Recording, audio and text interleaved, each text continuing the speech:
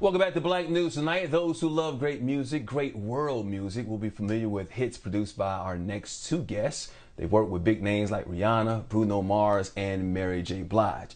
In 2015, Claude Kelly and Chuck Harmony decided to embark together on their own musical journey, launching the duo Louis York. Drawn from several influences, their music has a multi-genre flavor. The Grammy-nominated duo not only write and produce their own tracks, but they've also started their own record label called The Weird Workshop. Can't wait to find out more about that, and you don't have to wait that long because here to talk about their upcoming new album and much more, Claude Kelly and Chuck Harmony here. Welcome to the show, guys. Thanks for joining me here tonight.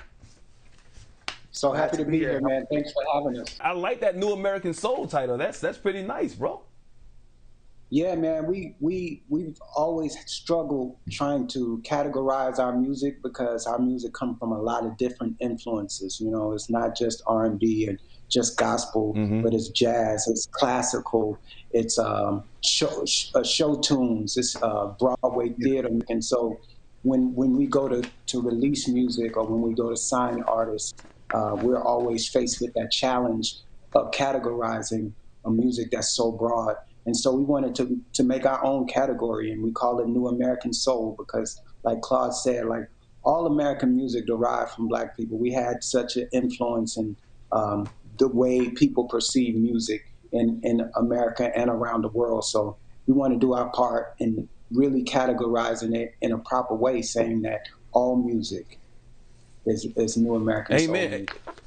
Artists have a right to express themselves the way they want to. So I'm not asking you guys to criticize any artists or any type of genres out there or whatnot, but you know what? You listen to music, you guys are musicians, you guys feel it. If there's anything that you could change right now about the state of today's music, what would it be, Chuck?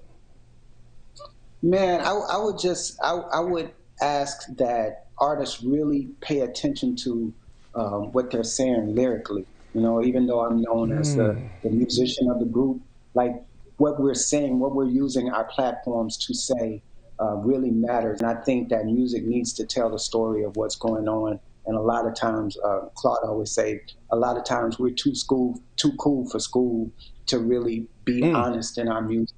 And so I really want that to be the mantra going forward for all musicians, all creatives. Let's be honest.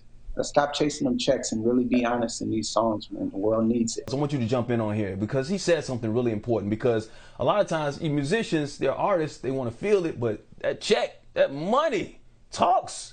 They got managers, they got A&R in their ear, they got record companies in their ear, and it's like, you're going to tell me I can live over here, I ain't getting no money, I ain't getting no bookings, or I can make a lot of money by saying booty, this, blah, blah, blah, blah, all the time. Nothing wrong with that. But if I can do that, that's what's going to pay me. How do you balance that? How do you as an artist say, you know what, I'm not going to sell my, not selling soul, but you know what I'm trying to say. I'm not going to fall into that trap. Chuck and I firmly believe that there is a way to do both. And the problem is that we're always faced with this either or. Either you're totally selling your soul or you're being this authentic artist. But there are plenty of examples of artists that were authentic and, might I add, excellent. Quincy Jones comes to mind. Ray Charles comes to mind. Aretha Franklin, who we just celebrated and watched her the new movie with Jennifer Hudson here in Nashville. Those artists come to mind as artists that were able to be top notch in their presentation, in their artistic expression, but also were able to be successful and astute business people. James Brown was an independent artist. So, and when you look back on the records, when you dig deep, you realize that it wasn't just about having a good time, although I don't think there's anyone more influential to hip hop than James Brown. But when you listen to what he's saying, the words to what Chuck is saying, what he's trying to impart to his people, impart to the world about his people, that was very intentional. So there is a way to be both meaningful and monetized. Imparting now with everything you just said in Headphones is coming out this week. Headphones is something that we wrote over during quarantine, and we were having conversations about music becoming essential again. There was all this talk about who's the essential workers and all of that stuff, and it was so unfortunate that music didn't play as big a role as I felt like it should play in that conversation. And so we started having conversations about why that is and how we could be of some assistance in changing that. And we came up with the album title Healing Feeling because we needed to get back to the point where music was not just entertaining, but it was healing.